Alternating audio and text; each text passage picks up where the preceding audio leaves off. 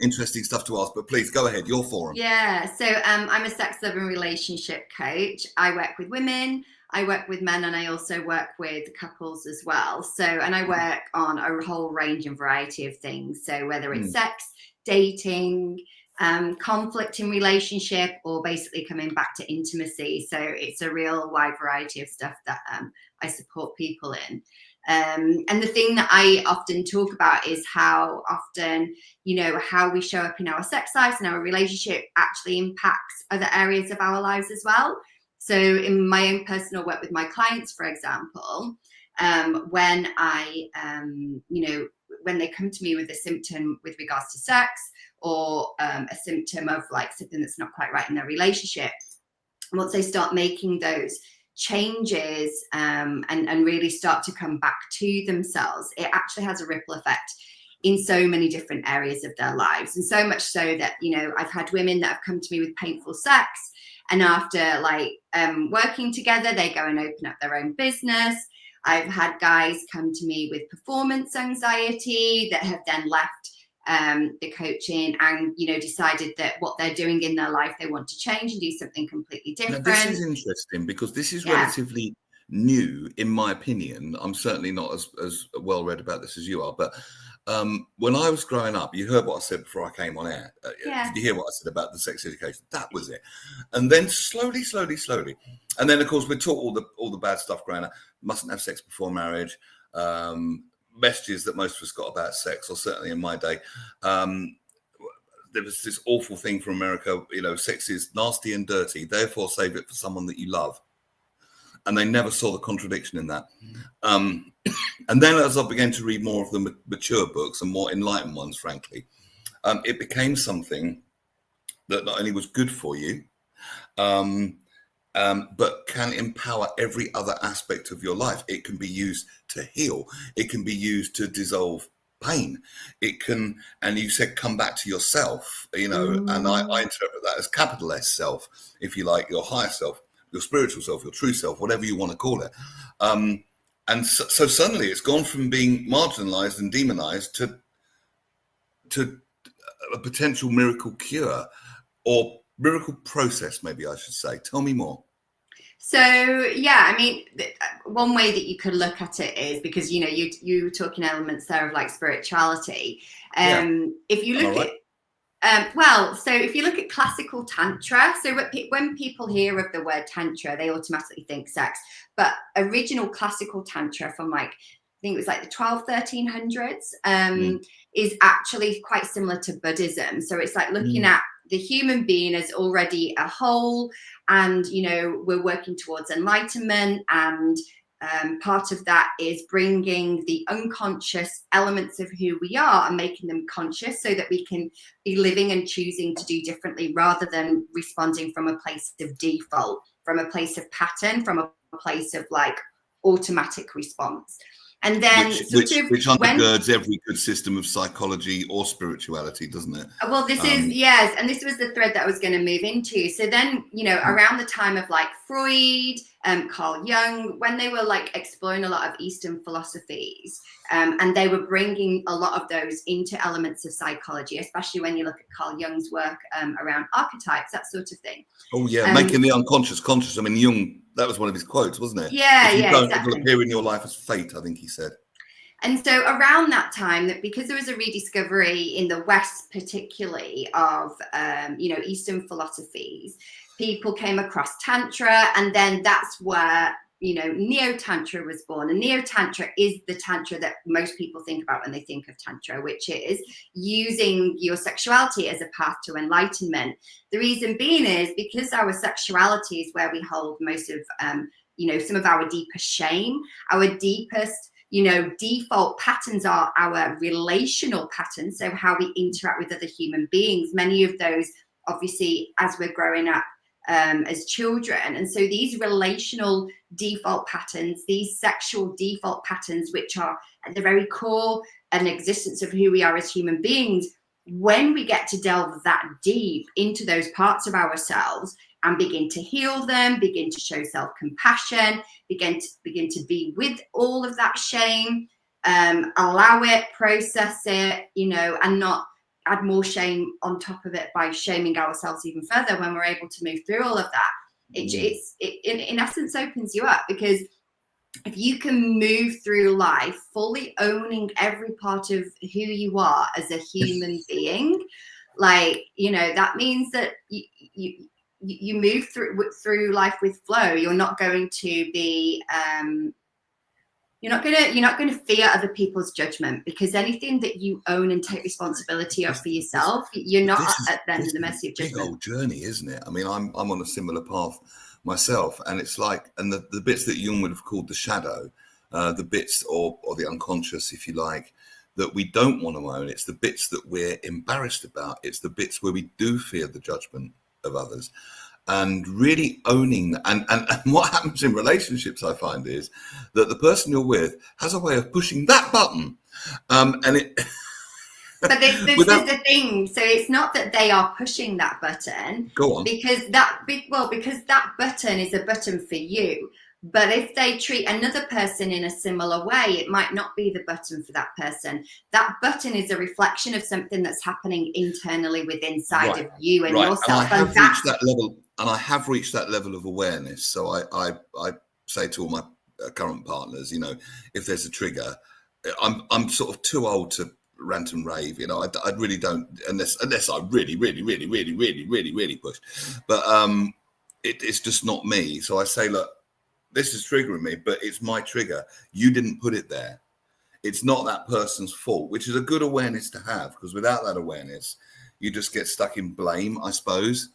And also, there's like two elements to this. One is that, yes, it is your responsibility. And secondly, it's also holding the fact that, you know, there are ways for you to be treated, because I think sometimes, you know, especially if you're quite sensitive, if you're a person that is really self-aware, you can end up allowing and permitting other people to treat you in a way that's not appropriate, because you see your own wounds, and you can also then see the wounds of other people. Oh, they're doing this because, you know, when they were 8, their parents used to do X, Y, and Z. And so all of that can be true. And you do have permission to say, you know, hey, that triggered my, you know, default pattern here in this way that I'm showing up. This is happening for me.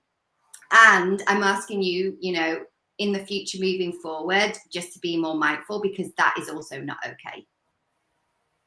Does that make sense? I love the way you put the other side of that in, because there's so many, I mean, it's all over the internet that the empath attracts the narcissist and all that sort of thing, and all these sorts of things. And that I don't think it's that they attract them as such. It's not like they stand there and narcissists just like find their way towards them.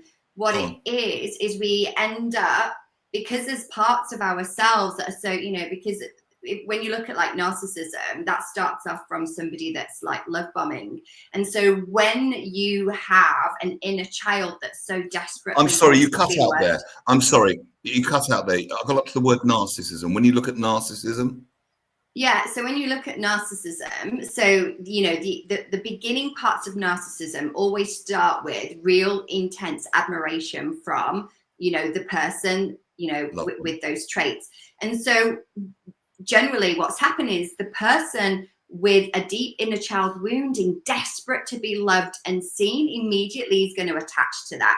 But that person will also show signs of being controlling, of slight, you know, passive aggressive comments and put downs. But because the inner child is so desperately wanting to be seen and recognized, then, you know, then we end up attaching to that. We forget our boundaries. We don't inquire about that comment, you know, so that passive aggressive comment or that, you know, joke that was about jealousy, we end up, you know, dismissing it. Or a part of us sometimes goes, hey, they really care. If they're so jealous and so worried, that means that they really, really care about me. They don't want me to go out with my friends. And narcissistic abuse can hide behind righteousness. I'm doing this for your benefit.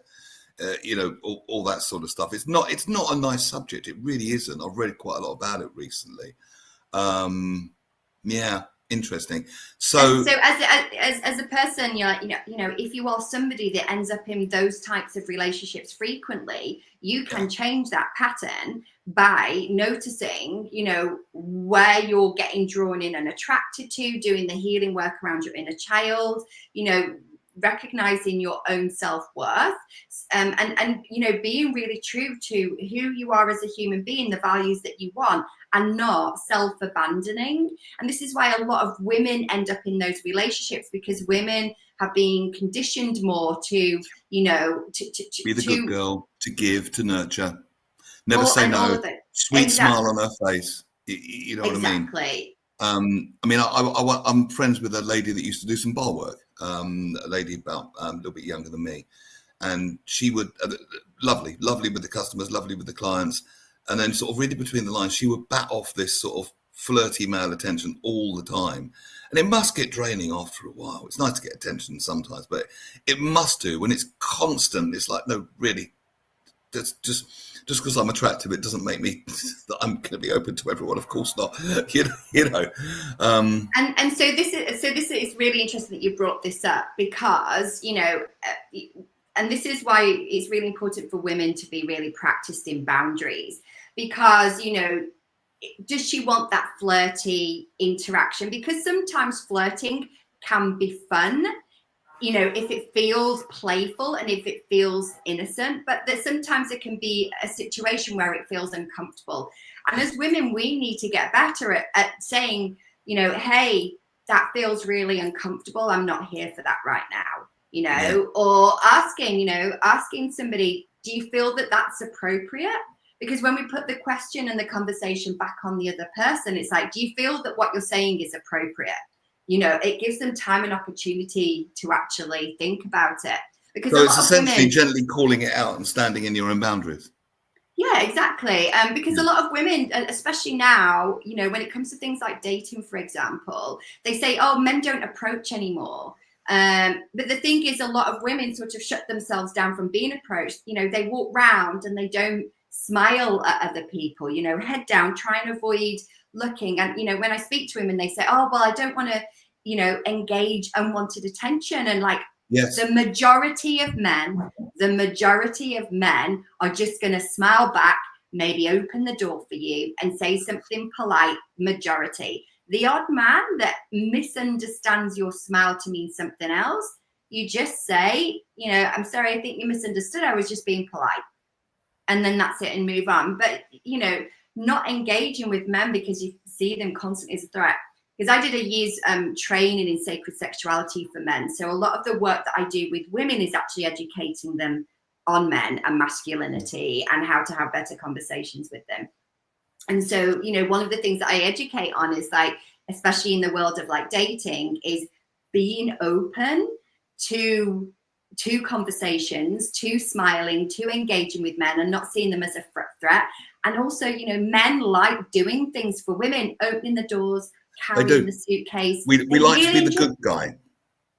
Absolutely. And let them do it. If they're offering, why say no? Because that man. Well, I think this was a problem for men at some point. I think in the advent of feminism and like all of these things, it's like the pendulum. When there's a shift, it shifts too far in the other direction, and it takes a while to get back to balance. And I think men fear rejection. It's like, I can't say anything to a woman anymore. I accidentally brush past her and she thinks I'm touching her inappropriately. I open a door for her. I don't need a man to do that. Now that's an extreme example, but I think men literally do fear that. They feel they've got to be so careful because they're going to get jumped on and called a predator or something like that. Is that a thing, do you find, for men?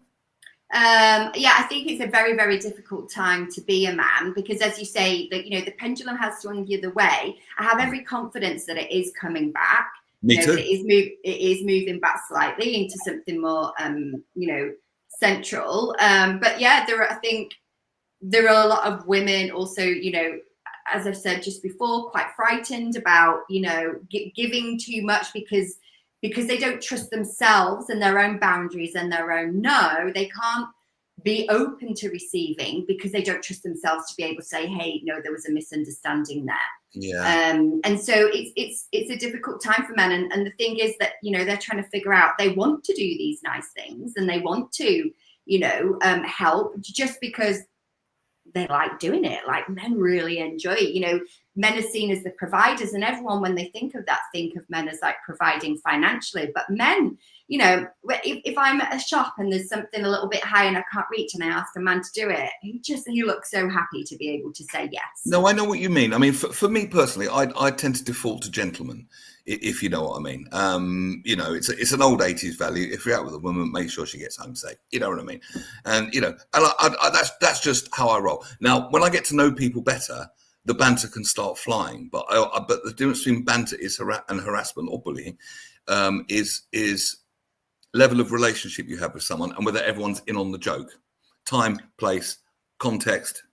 You know, there's things I would say to some women, and they will say back to me, that are hilarious and outrageous. You know, I've heard things said on the stand-up comedy stage, which I do, hilarious and outrageous, but it's contextual. I wouldn't just walk up to a stranger in the street and say something like that. It's all about context, but it does. And going back to your point about rejection as well, Neil, it's like, you know, we all face rejection. Like, rejection is part of the human experience. And it's like, what did that rejection teach me? Like, how can I use it as a learning, you know? So if a man approaches a woman and he is rejected, it's like, is it she's just not in the right place right now? Is it her reason for rejection? Or could I have approached her differently? What was the context like? You know, like that self-awareness of like, how can I do it differently next time? And I think, you know, one of the problems is as well is because a lot of people are moving on to things like dating apps, social media, there isn't the same opportunities for people to practice in person and get that wrong, you know. Do you and remember that restaurant in London? I thought this was a great idea, and every table had a phone on it. Do you remember this? No, I don't. Well, maybe great. And singles would go and they'd like dial the number of another table and have a flirty chat, and it was a whole night where you could do it. I thought, what a wonderful idea. And you're right, in the age of swiping where you really can't practice. And then, of course, men are trying to impress, that the peacock feathers are up. I do know that it's a mistake on a date to talk about yourself all the time. I've got this, I do that, I've done that. You know, engage her, let her do 80% of the talking. That's a good insight, I think, because then she feels heard, validated, and all that sort of thing. And I don't think it necessarily needs to be 80%. I think on both sides there needs to be an element of curiosity, of getting to know the person, and not from a place of interview. Like, we're not interviewing, but like just this genuine like wanting to know somebody. So in genuine interest, engaging. Yeah, like a couple of years ago, I was married and non-monogamous, so going out on dates with people.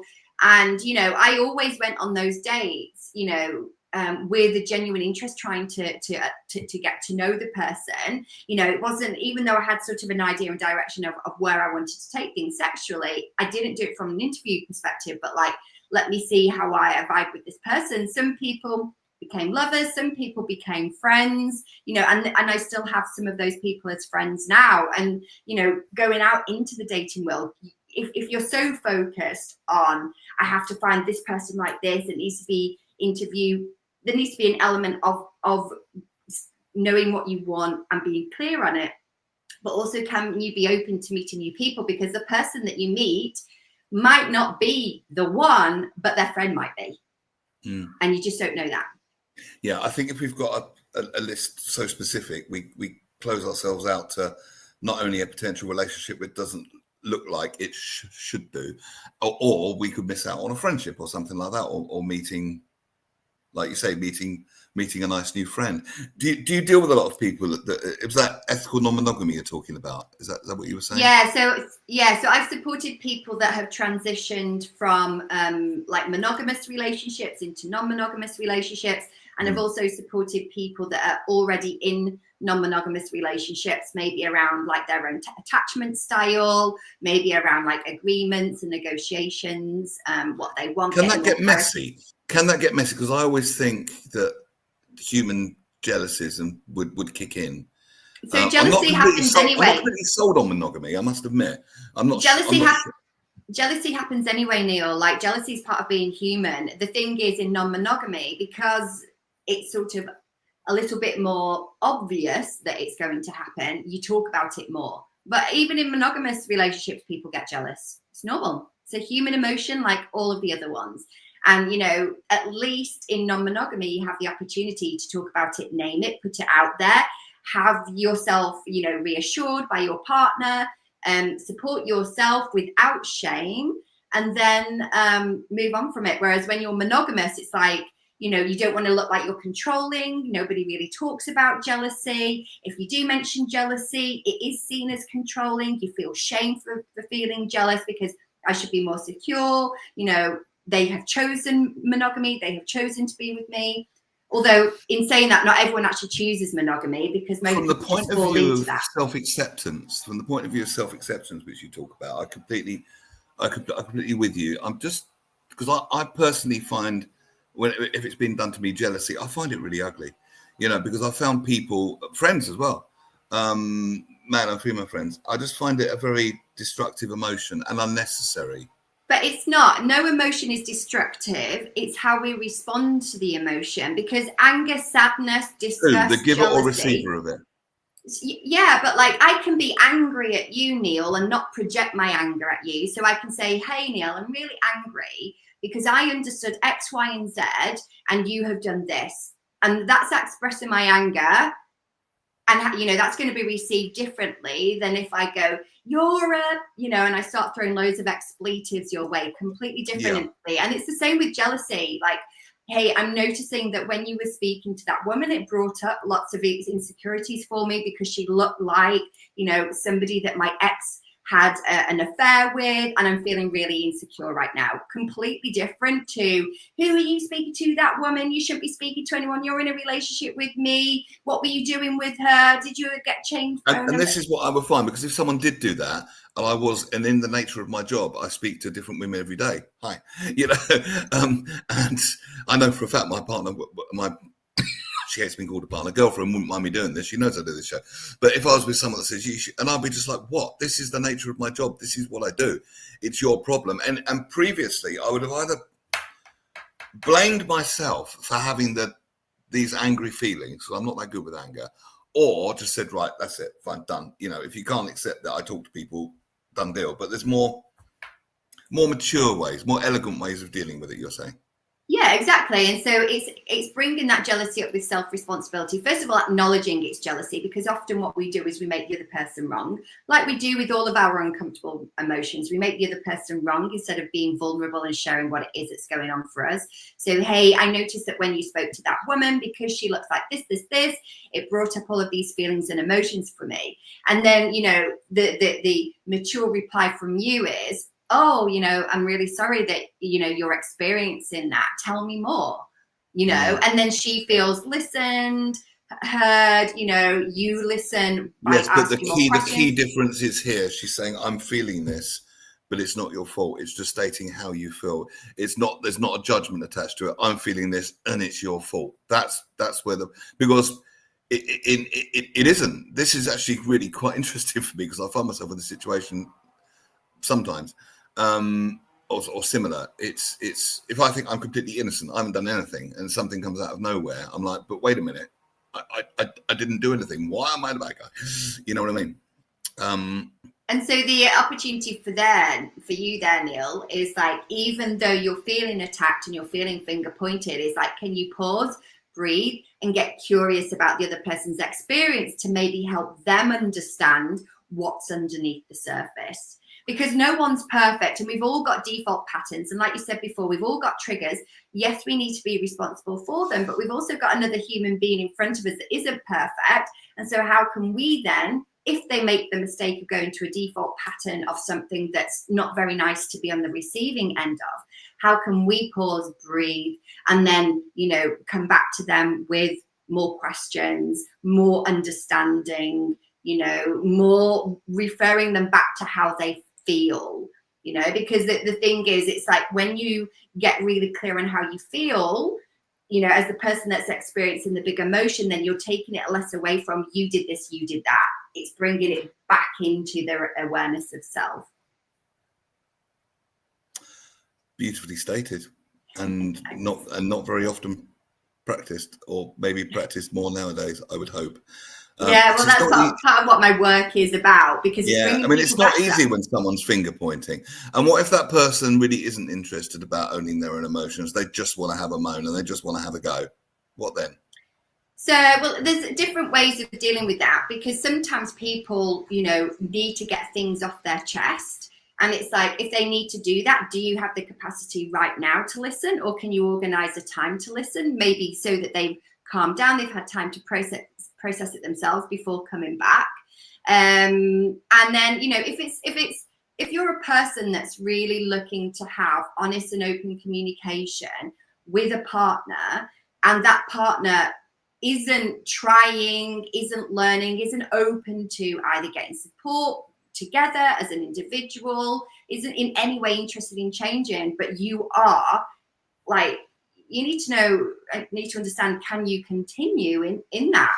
Right. And that's where people tend to grow apart. I mean, because people have been in these toxic relationships for years. And so many people I read of they want to escape and they're, or they're too frightened to, or they never think they'll find anyone ever again. And you help with people with all these things, I would imagine. Yeah, exactly. And so a lot of the time it's coming back to like a clarity of, what do you want? And the biggest thing is, if the person never changed, could you accept and be with them if they never change? Because people do change, but we can't stick around for their potential. It's about like fully I accepting think who after they you've are given now. someone every chance and they absolutely flatly refuse, they're just determined to be right, which makes you wrong all the time, when clearly most of the time you're not.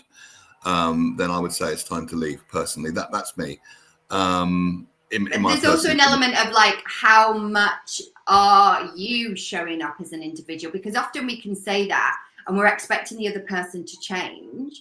But like we were saying before, with that sort of like dynamic that you like to use a word narcissist, but there are very, very few people that are narcissists, and that gets thrown around so much now that I really don't like It using does. that term.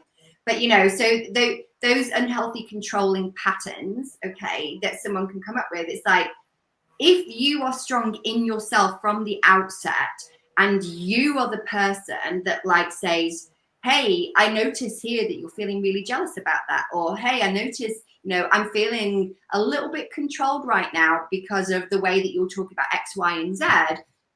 If you bring it back and you hold yourself on that, the person has two choices: either self-reflection to do something differently, or continue in the same trajectory. It's you as the individual that then gets to choose, do I want to continue with this person that's not making any changes? Can I hold myself in the way that they're showing up? Because if I can't hold myself in that, and I know that gradually I'm going to be worn down and it's going to damage me, then it's like, I need to make the choice to leave the relationship. And it comes And down quite to often, boundaries again. and quite often, you said it yourself, a lot of people fear like being alone. And this is why it's so important in a relationship, outside of a relationship, build a life that you love for yourself. Then Yes. you are fully choosing the person that you're with. Yes, absolutely. Because ultimately, two people should want to be together so they can live, love, learn, grow, have fun, be intimate, all these, wonderful things. And yet we hear so much about, relationship disasters and all these things, and toxic relationships. And you're right, narcissism is bandied around an awful lot. It's the word du jour, definitely. I see narcissist detox all over Facebook and that. And narcissists generally don't want to change their behavior. And for me, I would just say, not my problem. But there is the time. What am I trying to get to? What if, and I've done this, and I know women do as well, if you're a bit of a rescuer, if I can just love them enough, they'll change. Yeah, we've Now, all done that. We've all done that. Yeah. Can we just make it clear on the Midday Show that doesn't work? Yeah. And that's where it's like coming back to acceptance. Can you accept them fully as they are, as they're showing up now? Because Maybe I can, but maybe not at that level of closeness. Maybe at a distance. Some people are fine in small doses. Some I never want to see again. Some I could spend every day with. Exactly. And the thing is, like, no one's perfect. Like, you're not perfect. I'm not perfect. It's like, can you live with the other person's imperfections? Can your own nervous system, can your inner child, can you feel safe enough with that person? Can you feel good enough with that person to continue a relationship with them? And that can be any type of relationship, whether we're looking at Beautifully romantic, stated, that familial. friendship, or and you talk about building a life for yourself, and this is something because we used to be a lot more mental health focused on this show. It's moved over to more this sort of format, but one thing I always used to say is you can't give from an empty cup, and I love that you say you build a life for yourself.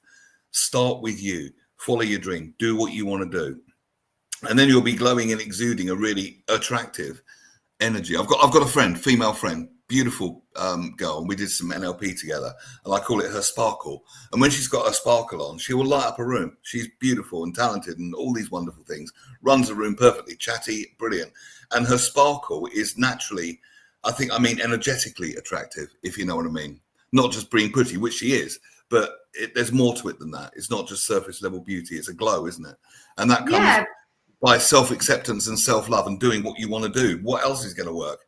And the thing is with self-love, like being really, really clear on that, is self-love isn't loving the parts of you that are easy to love. Self-love is actually loving the parts of you that are a bit messy, the parts of yourself that you'll judge yourself for or criticize, or, it's like, how can you love those? Because like we said right at the beginning, once you can love all of the deepest, darkest parts of yourself, nothing can stick to you. And that's where the magnetism comes from, because you're not being weighted down by emotions, by like self-judgment. Like you can feel lighter. Is it going to be perfect? Will sometimes you drop into a hole? Probably, most likely. But it's like this general feeling of being able to move through the world without weight. I like it. How does sexuality heal? Can we talk about that? Yeah. So again, it's like a lot of self-inquiry. So and the thing is, we only have the opportunity to heal when we are actively and consciously doing that work. So whether that's like solo practice through our own exploration through self-pleasure, or whether that's interacting with another human being, it's bringing that conscious awareness to the parts of ourselves where we shame and judge ourselves. Another way of like healing sexuality is like, where am I holding judgments about other people?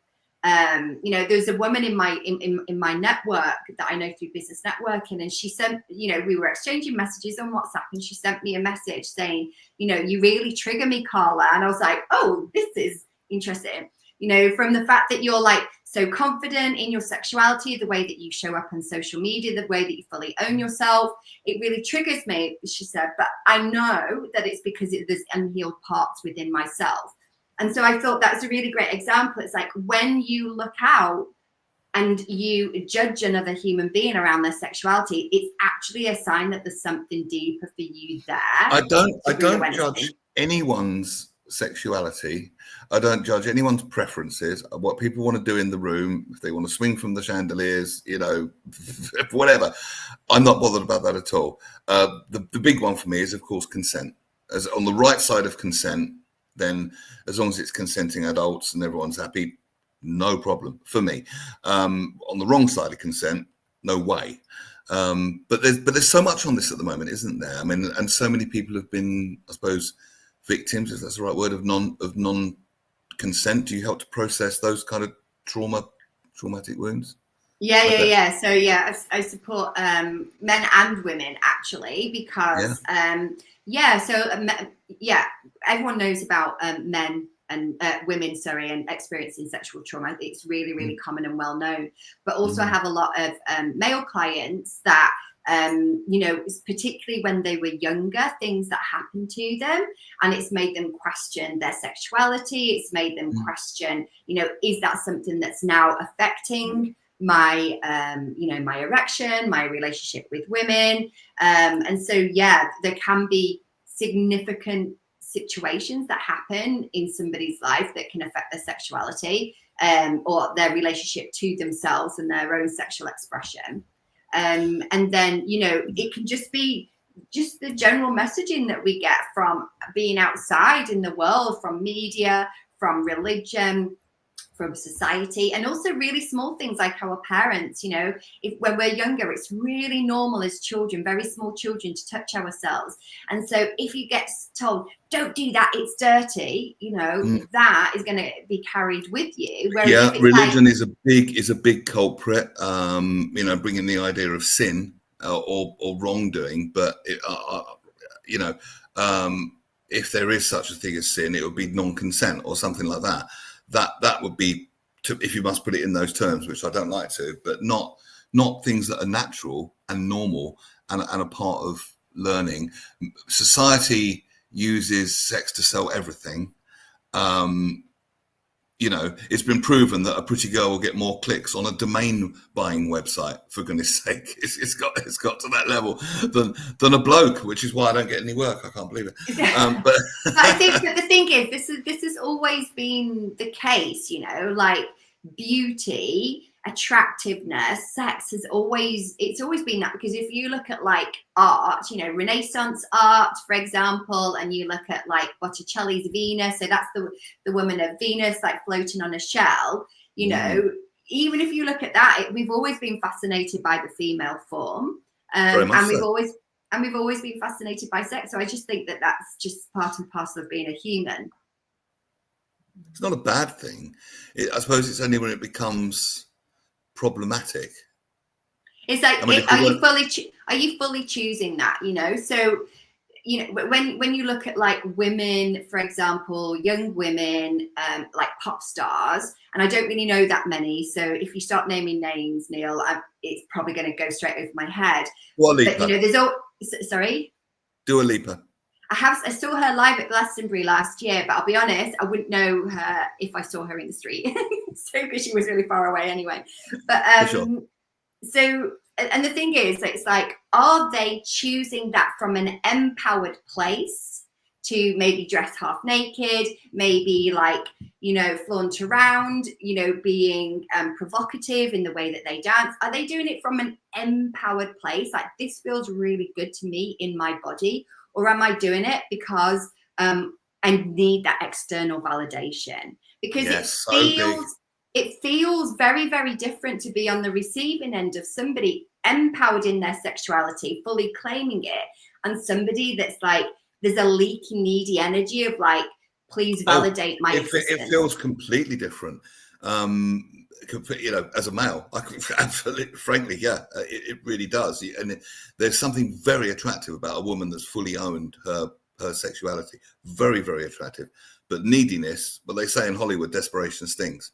You know, and it is an energy. I wonder what the ratio is of people that dress provocatively, of ones that are doing it who are truly empowered, and ones that are doing it because they need something. I wonder what it is. I have no idea. And I think the problem is as well, what you've got to be mindful of if you're looking at like pop artists and stuff, is there's a certain element of the agents having quite a big impact and control on those young women. And so there's that there, you know, if they don't feel fully comfortable and they're being encouraged to behave and dress in a particular way because they're being exploited somewhat. Yeah, you can feel that as well. So so it's all of that. And so coming back to your the point that you were making about, you know, sex sells, is it a good thing or a bad thing? I think it's energetically like how it feels and how it lands for you. You know, do you feel that person's empowered in the way that they're promoting it? Is it being maybe playful and being like suggestive in a way that's like, hey, we're selling sex and we're pointing it right back at you because we know this is working because that's what's kept you, you know, looking for so long, you know, because you can also do it that way as well, can't you? But I think it's just a normal way of we've always done that, haven't we? Yeah, I guess, and I wouldn't. I just want to remove all the negative bits. I like the positive bits of it. You know, I just wish I could wave a magic wand and get rid of all the trauma and all the negative things, I suppose, which is a bit idealistic. But I read your article on letting go. That was powerful. Okay, thank you. Really, really powerful. which is it all right to talk about that? It's on your website. Yeah, of course. Yeah. Go for it. Yeah. And it was about really getting in touch with the deepest pain. I find if something triggers me, my inner voice will go, and what about that? And what about that? And what about that? And another thing like it, and another thing like it. And then it's like, but it's not even relevant. This happened years ago. But the unconscious kind of doesn't know that. So this is really a question of going really deep into yourself, isn't it? And really degunking, if you like. But as I think you so beautifully said in the article, we haven't been, maybe particularly women, given permission to feel. Men haven't been given permission to feel. Right. I find that when I'm working with men and women, so a lot of the work that I do is reconnecting back into the body and listening to the body, and a lot of the traumas that we hold on to are stored in the body. So trauma doesn't need to be anything big, it could just be something small, like the way that we were spoken to as a child. Oh, you can't do that, you can't do that, you can't do that. Being frequently told that, so we take that message and it becomes us, is stored in the body. And so both men and women, and I would say men probably even more so, the inability to connect to their own bodies and feel. And what that article is talking about, it's talking about my own personal process of letting go of a relationship, and like this idea that we need to move on really quickly. It's like you break up, and then it's like you talk about it with your friends for maybe a week or so, and then after that everybody else has moved on and you're still like, I'm still feeling it. And this is the same whether it's death, whether you chose to leave the relationship, whether they chose to leave the relationship, the process is exactly the same. And so quite often we try and move on really, really quickly. And in that article I share like my own personal, because of the work that I do, which is about, understanding where things could have been different, where the signs were, how I should have showed up differently. I moved into that too quickly.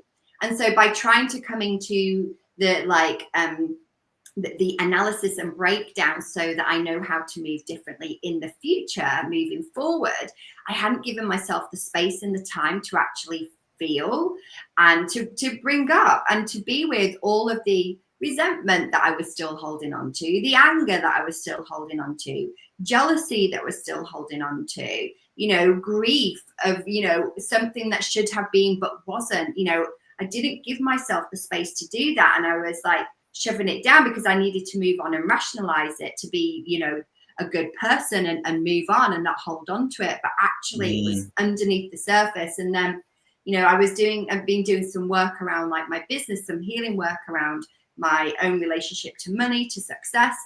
And in that, I was learning lots of other different things, and it was bringing back up over and over again, the relationship. And I was attending a series of workshops for women, which kept bringing the stuff back up. And what I got to notice was, it was like, I would dive into something related to my ex-boyfriend, but actually when I went a little bit deeper, oftentimes there were also elements of unprocessed emotion from relationships from my 20s that I had never fully given myself permission to feel because I'd moved on too quickly from them. And so, that past relationship, the most recent one that I left, it was like a portal almost to all the unfelt emotions from previous relationships, drudging out all of that, silt, and letting it out. So the order it should be done in is give yourself the space and time to feel whatever you feel without shame, without judgment. Just allow yourself to feel, step one.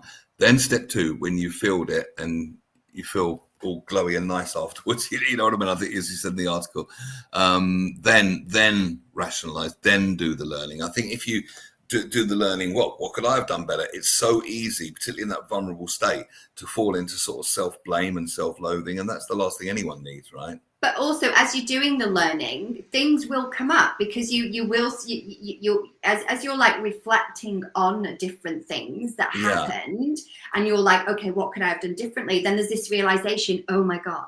Because I don't know if you read the article after that, like choosing the things in the relationship. So something that I did in that particular relationship was, the person would get quite jealous of me going and doing things.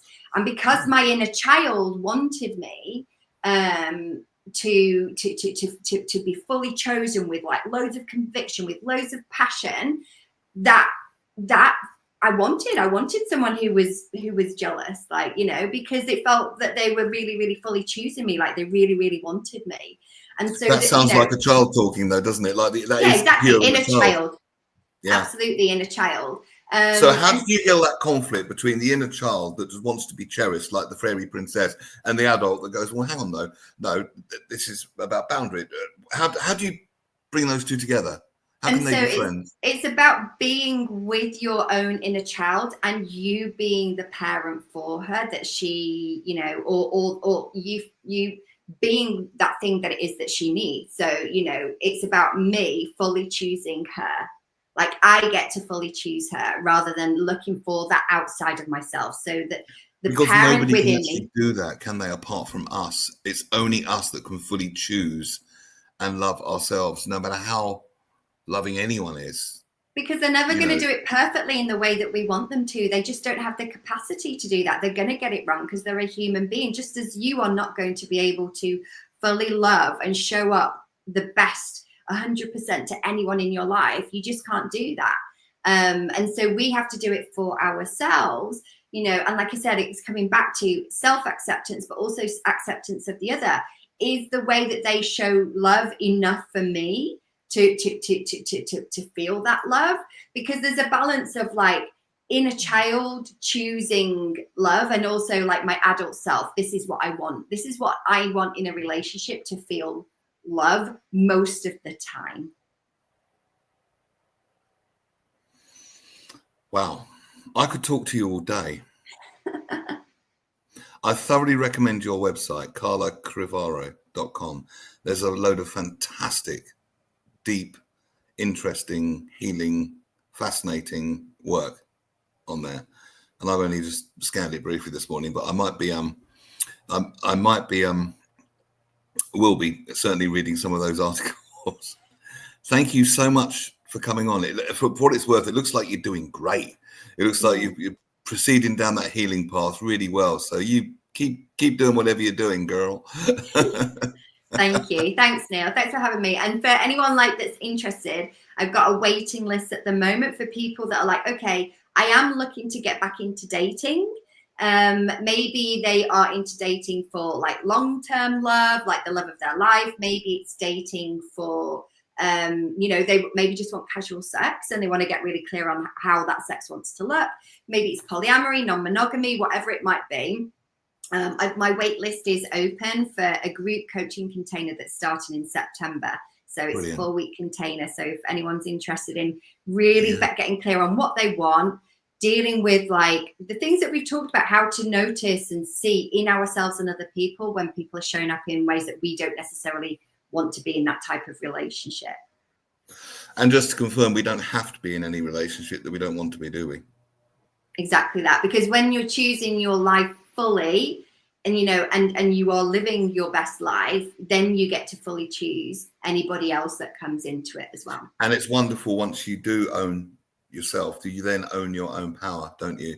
And then you get to be the author. You get to be the creator of your life. And that's so much better than the default patterns that most of us are creating from day in, day out. And to be able to find a way to break through the pattern, it's wonderful. There's people who like you in the world, but embracing all sorts. You're not just saying this kind of sex is right, that kind of sex is right. It's not about right or wrong. As long as it's consensual, it's all right. It just depends on the clarity of what that person wants, doesn't it?